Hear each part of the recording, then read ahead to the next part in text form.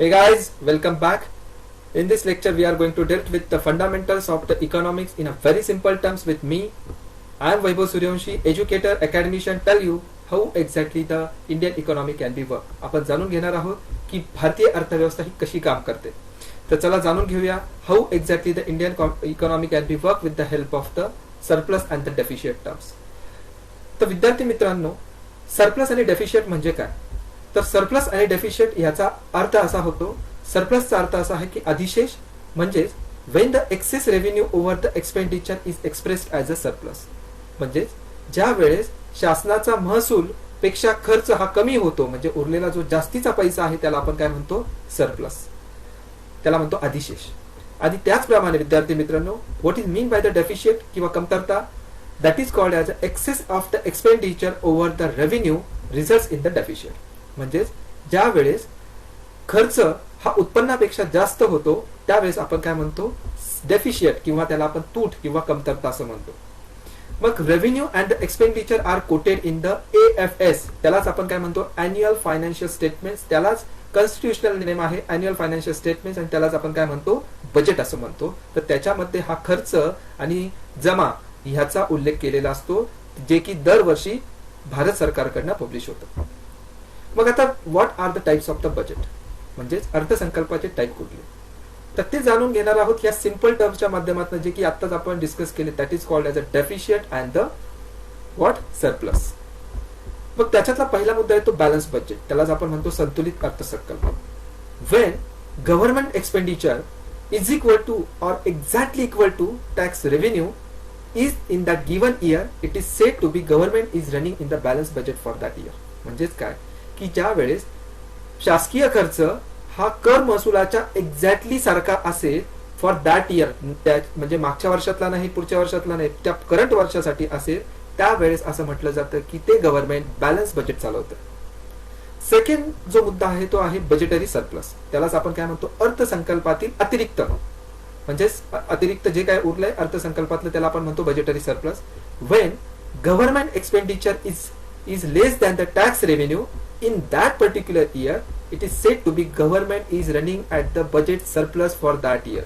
याचाच अर्थ ज्या वेळेस शासनाने केलेला खर्च हा जमा झालेल्या कर महसुलापेक्षा जर कमी असेल, अर्थातच काय होणार आहे? त्यामुळे एक्सेसचा पैसा शिल्लक राहणार आहे, आणि जो उरलेला किंवा जास्तीचा पैसा आहे त्याला आपण काय म्हणतो? Budgetary surplus. म्हणजे कर महसूल झाला जास्त जमा आणि खर्च झाला कमी, अशा ज्या टर्मला आपण काय म्हणतो? त्याला असं म्हणतो की बजेटरी सरप्लस किंवा अर्थसंकल्पातील अतिरिक्त म्हणतो. Budgetary surplus is equal to tax revenue minus government expenditure, म्हणजेच कर महसूल मायनस शासकीय खर्च, त्यालाच आपण काय म्हणतो? Budget surplus. ज्याच्यामध्ये काय होणार?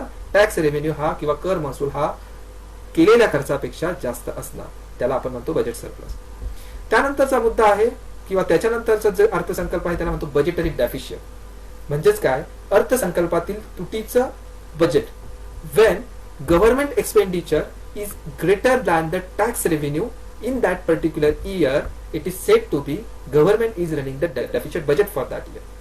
म्हणजेच काय की शासनाने केलेला खर्च हा जर कर महसुलापेक्षा जास्त आहे, म्हणजेच जो केलेला खर्च हा कर महसुलापेक्षा जास्त आहे, त्याला आपण काय म्हणतो? बजेट डेफिशिट, त्याला आपण म्हणतो तुटीचा अर्थसंकल्प असं म्हणतो. त्यामुळे ह्या तिन्ही टर्म, आता बघितलेल्या तिन्ही टर्म, ह्या आपण ज्या बेसिक गोष्टी बघितल्या आहे त्याच्याशी निगडित आहे आणि अत्यंत महत्वाच्या आहे. त्यानंतर आता आपण तर बघितलं how exactly the different types of the budget, but now we have to understood how we can measure the budget deficit. म्हणजेच काय? अर्थसंकल्पातली तूट आम्ही कशी मोजू शकतो? तर चला विद्यार्थी मित्रांनो जाणून घेऊयात की आपण अर्थसंकल्पातली तूट किंवा बजेट डेफिशिट कशी मोजू शकतो. तर त्याच्यातला जो पहिला आहे त्याला म्हणतो आपण रेव्हेन्यू डेफिशिट, त्याला महसुली तूट म्हणतो. फिस्कल डेफिशिट, त्याला वित्तीय तूट. And the third one is the प्राथमिक किंवा प्रायमरी डेफिशिट, त्याला आपण प्राथमिक तूट म्हणतो. प्राथमिक तूट ह्या दोन टर्मचे एक्सटेन्शन व्हर्जन, म्हणजे त्याचा पुढचा भाग जो कन्सिडर केला जातो, जो रिअल भाग आहे भारतीय अर्थव्यवस्थेचा, त्याला आहे प्रायमरी डेफिशिट. चला जाणून घ्या वन बाय वन की त्याचे काय परिणाम आहे अर्थव्यवस्थेवर with the help of implication on the economy. त्यातला पहिला जो टर्म आहे ती आहे रेव्हेन्यू डेफिशिट, त्यालाच आपण म्हणतो महसुली तूट. तर विद्यार्थी मित्रांनो, how the revenue deficit can be refer? So revenue deficit refers to the excess of government's revenue expenditure over the revenue receipt. आता मुद्दा उपस्थित होतो की रेव्हेन्यू रिसिप्ट म्हणजे काय, किंवा काय रेव्हेन्यू रिसिप्ट. तर रेव्हेन्यू रिसिप्टलाच आपण म्हणतो महसुली पावत्या किंवा महसुलात जमा होणारा जो पैसा आहे त्याला आपण म्हणतो रेव्हेन्यू रिसिप्ट. मग revenue expenditure minus revenue receipt is called as a revenue receipt. मग रेव्हेन्यू एक्सपेंडिचर म्हणजे काय, महसुली खर्च वजा महसुली जमा याच्यातला जो डिफरन्स आहे तो आहे रेव्हेन्यू रिसिप्ट. मग आता तो कसा, तर ते जाणून घेऊया. महसुली खर्च म्हणजे रेव्हेन्यू एक्सपेंडिचर म्हणजे काय, for example salaries, pension, defence, जे की काही टाळता येत नाही तो जो खर्च आहे तो म्हणजे रेव्हेन्यू एक्सपेंडिचर. त्याला आपण म्हणतो useless type of the expenditure, की ज्याचा ऍक्च्युअल इकॉनॉमीमध्ये काहीही गेन होत नाही, ऍड होत नाही, मात्र खर्च मात्र होतो, त्याला म्हणतो रेव्हेन्यू एक्सपेंडिचर. तर अशा revenue expenditure minus revenue receipt is called as a revenue total किंवा रेव्हेन्यू रिसिप्ट. आणि त्या टोटल जो डिफरन्स राहतो, जो केलेला टोटल खर्च म्हणजे गव्हर्नमेंटने जो केलेला खर्च आणि झालेला जमा याच्यातला जो डिफरन्स आहे त्याला आपण टोटल टर्मला काय म्हणतो, रेव्हेन्यू डेफिशिएट, किंवा त्यालाच आपण म्हणतो महसुली तूट. तर चला जाणून घेऊया याचे परिणाम काय. So the revenue deficit include only such a transaction for that particular year of that income and the expenditure of the government. म्हणजेच काय की त्या रेव्हेन्यू डेफिशिएट म्हणजे काय की हा त्या वर्षातला जो एक्सपेंडिचर आहे, जो खर्च आहे आणि रिसिप्ट यांच्यातला जो डिफरन्स आहे त्याला आपण काय म्हणतो, डेफिशिएट म्हणतो, त्याला रेव्हेन्यू डेफिशिएट म्हणतो. मग आता एक्सपेंडिचर काय किंवा रेव्हेन्यू डेफिशिएट म्हणजे काय, that is equal to the revenue expenditure minus revenue receipt. आणि रेव्हेन्यू एक्सपेंडिचर हे काय असणार डेफिशिएट मध्ये, ऑफकोर्स ग्रेटर असणार आहे. म्हणजेच काय, expenditure is the greater than the receipt, त्यालाच आपण काय म्हणतो, yes revenue expenditure, that is called as a revenue deficit. Okay. त्यावेळेस जो काही एक्सेस मनी आहे, म्हणजे जो एक्सपेंडिचर साठी जो एक्सेस मनी आहे तो कुठून दिला जातो, तो उभा केला जातो फ्रॉम द कॅपिटल सरप्लस. म्हणजे जो वाढीचा पैसा आहे तो कुठून केला जातो, कॅपिटल सरप्लस, ज्याला आपण काय म्हणतो capital receipt minus capital expenditure. At the current deficient situation government is spending money from the saving of the other sector. म्हणजे काय होतं की अशा परिस्थितीमध्ये गव्हर्नमेंट हॅज टू, या डेफिशिएटच्या परिस्थितीमध्ये गव्हर्नमेंटला जो पैसा, that means whatever the finance has to be provide to reduce the deficit, जो डेफिशिएट कमी करण्यासाठी लागणारा पैसा आहे तो कुठून उभा केला जातो, तो उभा केला जातो बाय द, म्हणजे दुसऱ्या क्षेत्रातला पैसा कमी केला जातो आणि तो पैसा कुठं वापरला जातो, for the consumption expenditure for that particular year to reduce the deficit, तूट कमी करण्यासाठी वापरला जातो. This situation government will have to borrow not only finance its investment but also the consumption requirement. म्हणजे अशा सिच्युएशन मध्ये गव्हर्नमेंटला काय करावं लागतं, बॉरो, कर्ज घ्यावं लागतं टू फायनान्स द डेफिशिएट. पण धिस बॉरोइंग म्हणजे ह्या प्रकारचं कर्ज काय करतं, और यालाच आपण काय म्हणतो दुसऱ्या टर्म्स मध्ये लोन, काय करतं, lead to the built of the डेप्ट. डेप्ट म्हणजे काय, उधार. पण फक्त घेतलेलं कर्जच नसतं, तर कर्जावरच्या ज्या इंटरेस्ट लायबिलिटीज पण असतात, जे काही तुम्हाला व्याज द्यावं लागतं, that also lead to the डेप्ट, म्हणजे गव्हर्नमेंटवरची उधारी वाढवत असतं. In order to reduce that डेप्ट, म्हणजेच अशा प्रकारची उधारी कमी करण्यासाठी गव्हर्नमेंट काय करतं, कट द एक्सपेंडिचर, म्हणजे खर्चामध्ये कात्री लावतं, कमी करतं. But the major part of the revenue expenditure is committed expenditure, it is not be the reduced. पण काय होतं की रेव्हेन्यू एक्सपेंडिचर जो आहे, बहुतेक जो रेव्हेन्यू एक्सपेंडिचर आहे हा कमिटेड ही कॉन्स्टिट्यूशनल टर्म आहे, जी की आपण पॉलिटीमध्ये पण स्टडी केली आहे, ज्याला आपण काय म्हणतो, कमिटेड एक्सपेंडिचरचा अर्थ काय की salaries of the CAG, CEC म्हणजे central election commissioner, controller auditor general, supreme court जजेस यांच्या सॅलरीवरचा जो खर्च केला जातो त्याला आपण काय म्हणतो, कमिटेड एक्सपेंडिचर, जो की टाळला जाऊ शकत नाही, तो कॉन्स्टिट्यूशनल आहे. त्याच्यामुळे रेव्हेन्यू एक्सपेंडिचरचा सर्वात महत्वाचा वाटा ह्या पर्टिक्युलर घटकाचा आहे, ज्याला आपण काय म्हणतो कमिटेड एक्सपेंडिचर, किंवा त्यालाच आपण काय म्हणतो प्लॅन्ड एक्सपेंडिचर म्हणतो. ओके. आणि त्याचबरोबर we are the welfare state, so we are actually spending more money on the welfare scheme. तर अशा तुटीच्या परिस्थितीमध्ये government has to be cut social welfare scheme such as NGNRE, food security म्हणजेच काय, food security act, Mahatma Gandhi national rural employment scheme. So like that जे welfare scheme आहे त्याच्यावरचा पैसा किंवा खर्च कमी करावा लागतो. तर अशा पद्धतीचे त्याचे परिणाम आहे. त्यानंतर सर्वात महत्वाचा दुसरा जो मुद्दा होता तो होता फिस्कल डेफिशिएट. बऱ्याच वेळेस तुम्ही न्यूजपेपर मधनं वाचत असाल की फिस्कल डेफिशिएट म्हणजे काय, वित्तीय तूट म्हणजे काय. तर फिस्कल डेफिशिएटचा अर्थ काय की त्याला जाणून घ्या की फिस्कल डेफिशिएट काय म्हणजे काय एक्झॅक्टली. तर government total expenditure minus total receipt excluding the borrowing. म्हणजेच काय की गव्हर्नमेंट टोटल एक्सपेंडिचर म्हणजे म्हणजे शासनाचा जो संपूर्ण खर्च आहे, ज्याला आपण काय म्हणतो, विच इज द, म्हणजेच काय, this is the addition of the revenue expenditure plus capital expenditure. Okay. आणि टोटल रिसिप्ट म्हणजे काय, revenue receipt plus capital receipt. पण जे कोणतं, एक्सक्लुडिंग द बॉरोइंग, म्हणजे कर्ज जे घेतलं आहे हे सोडून जे आहे त्याला आपण काय म्हणतो, फिस्कल डेफिशिट. त्यालाच आपण काय म्हणतो, वित्तीय तूट, ज्याच्यामध्ये काय कन्सिडर केलं जात नाही, कर्ज कन्सिडर केलं जात नाही, बॉरोइंग कन्सिडर केली जात नाही. बघा विद्यार्थी मित्रांनो, हा प्रश्न फार महत्वाचा आयोगाच्या दृष्टीने. बऱ्याच वेळेस हा प्रश्न विचारला जाऊ शकतो, ज्यामध्ये तुम्हाला माहित पाहिजे की कर्ज विचारात घेतलं जात नाही ज्यावेळेस फिस्कल डेफिशिट काढलं जातं. त्यावेळेस तुम्हाला डायरेक्ट पद्धतीने अशा पद्धतीने डेफिनेशन्स देतील आणि तुम्हाला विचारले जाईल की एक्सक्लुडिंग, इन्क्लुडिंग, बॉरोइंग, आणि त्याच्यावरून तुम्हाला त्याचं उत्तर गेस करायचं. त्याच पद्धतीने ग्रॉस फिस्कल डेफिशिट म्हणजे काय. सो ग्रॉस फिस्कल डेफिशिट म्हणजे काय की total expenditure which is the nothing but the revenue expenditure plus capital expenditure minus revenue receipt plus non डेप्ट क्रिएटिंग द कॅपिटल रिसिप्ट. म्हणजेच काय, नॉन डेप्ट क्रिएटिंग कॅपिटल रिसिप्ट म्हणजे काय की ज्यातनं उधारी होत नाही अशा प्रकारच्या ज्या कॅपिटल रिसिप्ट, म्हणजे जे काही जमा ठेवी आहे त्यांना ज्यावेळेस तुम्ही टोटल एक्सपेंडिचर मधनं वजा करतात त्यावेळेस तुम्हाला काय मिळतं, that time will get the gross fiscal deficit. हे की भारतीय अर्थव्यवस्थेचं मूल आहे, हे की भारतीय अर्थव्यवस्थेचं ऍक्च्युअल पिक्चर तुमच्या पुढे उभं करतं, त्याचं नाव आहे ग्रॉस फिस्कल डेफिशिट. मात्र किंवा कॅपिटल रिसिप्ट म्हणजे काय की लोन्स, बऱ्याच वेळेस काय करते की शासन लोन घेतं, कुठून घेतं, IMF, वर्ल्ड बँकेकडनं लोन घेतं. पण ज्यावेळेस लोन घेतलं जातं त्यावेळेस काय होतं, बेसिकली डेप्ट वाढतं, म्हणजे उधारी वाढते. आणि जर सारखं सारखं लोन घेत राहिलं तर काय होणार, उधारी वाढणार आणि अल्टिमेटली तुमच्या इकॉनॉमीवर त्याचा इम्पॅक्ट होणार. म्हणून वेअर नॉन डेप्ट creating capital receipt are those where we are not actually borrowing, म्हणजे जिथं कर्ज घेतलं जात नाही, and therefore not increase the डेप्ट ऑन द गव्हर्नमेंट. त्या गोष्टीला आपण म्हणतो किंवा त्या पर्टिक्युलर टर्मला आपण असं म्हणतो की दॅट इज नॉट डेप्ट क्रिएटिंग कॅपिटल रिसिप्ट. ओके. अशा पद्धतीने क्रॉस फिस्कल डेफिशिट कॅल्क्युलेट केला जातो.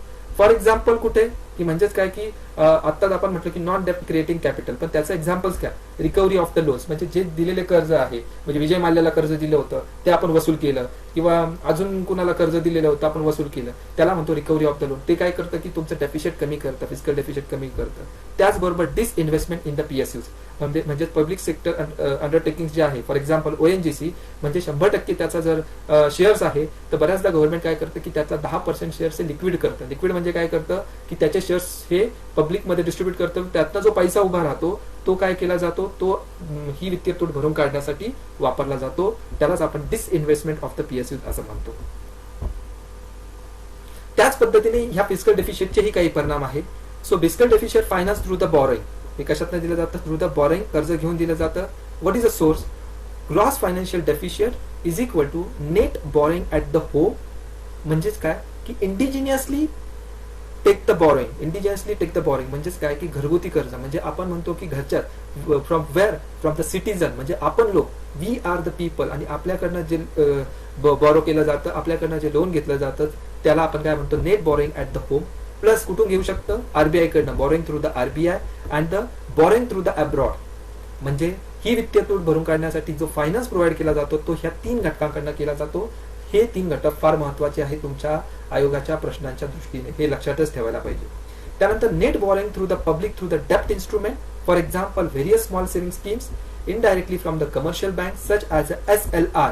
त्यालाच आपण काय म्हणतो, स्टॅच्युटरी लिक्विडिटी रेशो, जो की तुमच्या मॉनिटरी पॉलिसीचा भाग आहे. त्यालाच आपण मराठीत म्हणतो वैधानिक तरलता प्रमाणपत्र किंवा प्रमाण.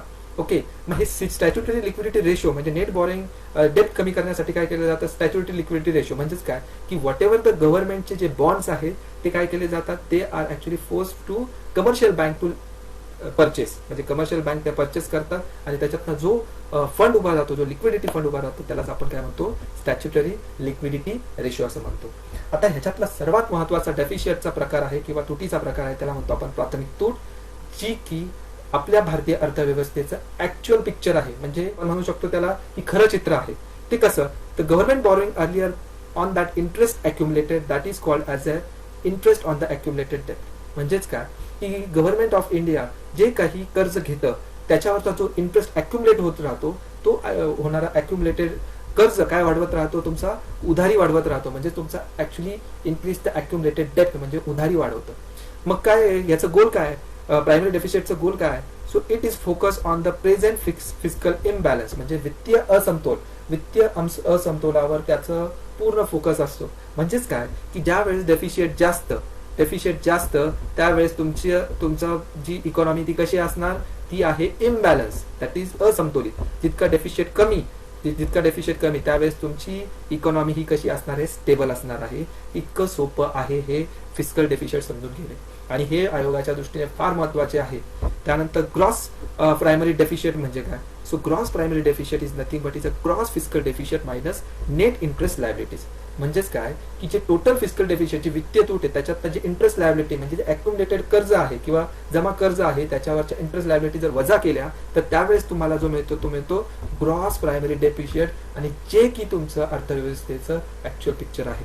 when the net interest liabilities consist of the interest payment minus received by the government on the net domestic lending, म्हणजे निव्वळ घरगुती कर्ज जे आपण लायबिलिटीज मध्ये काय असतात, इंटरेस्ट पेमेंट्स आणि रिसिव्ड बाय द गव्हर्नमेंट. आणि रिसिप्ट कुठून मिळतं जातं तर ते तुमच्या डोमेस्टिक लेंडिंग, म्हणजे गव्हर्नमेंट कुठून तुमची तूट भरून काढू शकतं तर गव्हर्नमेंट नेट डोमेस्टिक लेंडिंग म्हणजे जे घरगुती कर्ज वापरलं जातं, दिलं जातं लोकांकडनं, त्याच्यातनं जो व्याज येतं त्यावरनं तुमच्या नेट डोमेस्टिक लेंडिंग केलं जातं. म्हणून गव्हर्नमेंट प्रोत्साहन करत असतं की कर्ज घेण्यासाठी, म्हणजे बऱ्याच आत्ताच गव्हर्नमेंट इंटरेस्ट रेट कमी केले. त्याचं कारणच हे आहे की त्या कमी केलेल्या इंटरेस्ट रेटमधनं तुम्ही जास्तीत जास्त लोन घ्यावं आणि जेणेकरून गव्हर्नमेंटला त्यातनं पैसा उभा राहणार जे तुम्ही इंटरेस्ट पे करणार आहे घेतलेल्या कर्जावर.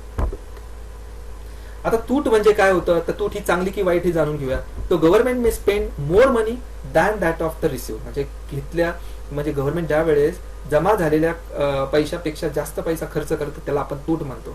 मग ते बजेट डेफिशिएट जे तूट आहे ती कशी भरून काढली जाते, तर ती भरून काढली जाते बाय द टॅक्सेशन, म्हणजे जे टॅक्स भरतो आपण, बॉरोईंग म्हणजे कर्जाच्या माध्यमातून, आणि जो शेवटचा आणि सर्वात महत्वाचा मुद्दा आहे प्रिंटिंग द मनी, म्हणजे थोडक्यात करन्सी छापून म्हणजे पैसे छापून. पण हा सर्वात शेवटचा ऑप्शन आहे, हा लवकर वापरला जात नाही. या दोन ह्याच्यावर पहिल्यांदा फोकस केला जातो.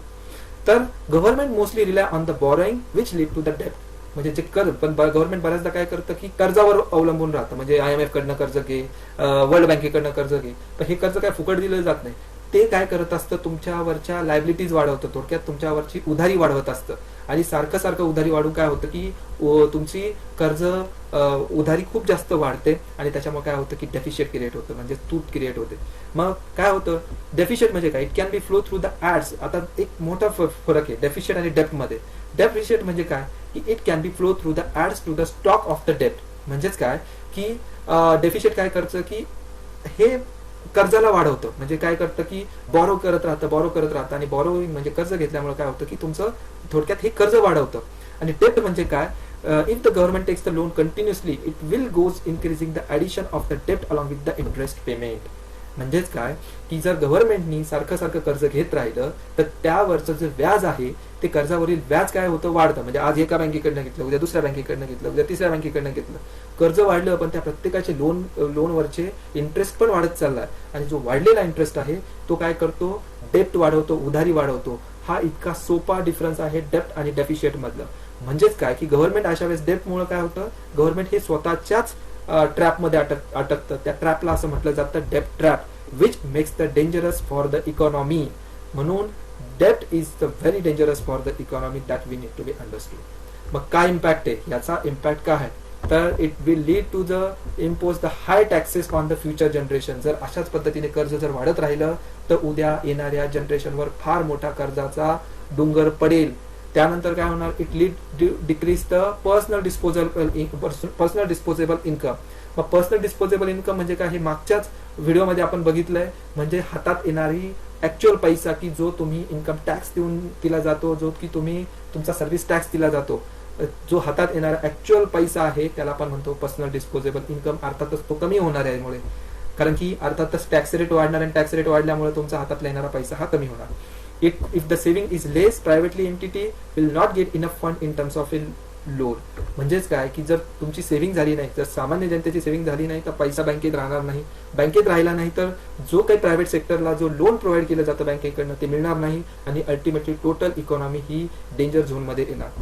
त्यानंतर hence debt act as a loan on the future generation. म्हणजेच काय की जी ही उधारी आहे, गव्हर्नमेंटची वाढणारी उधारी जी आहे ती येणाऱ्या फ्युचर जनरेशनवर एक प्रकारचा लोड क्रिएट करणार आहे. म्हणूनच हे रिकमेंड करेल माझ्याकडनं, we should not at the debt through the borrowing. म्हणजे कर्ज घेऊन आपण उधारी वाढवण्यात काहीच मजा नाही. आपण त्यासाठी पर्यायी मार्ग शोधले पाहिजे आणि त्यातनं आपण आपल्या फ्युचर जनरेशनला सेव्ह केलं पाहिजे. अशा पद्धतीने आज आपण अत्यंत सोप्या भाषेमध्ये what is a fiscal deficit, what is mean by the डेप्ट, what are the implication of this all the deficit हे जाणून घेतलं आहे. अशा पद्धतीने जर तुम्हाला अभ्यास केला तर तुम्हाला इकॉनॉमीची कधीच भीती वाटणार नाही. ह्याबरोबरच आपण इथे थांबूया. मी परत एकदा सांगेल की दिस इज माय विजेस technical channel and do not forget to subscribe my YouTube channel. This is my Telegram link, this is my website that is vaibhavsgi.wordpress.com. Please या टेलिग्राम लिंकला, वेबसाईटला नक्कीच व्हिजिट करा and please help us to spread the online education revolution. आणि आमच्या ह्या महत्त्वाच्या कार्याला तुमचा हातभार द्या. Thank you very much.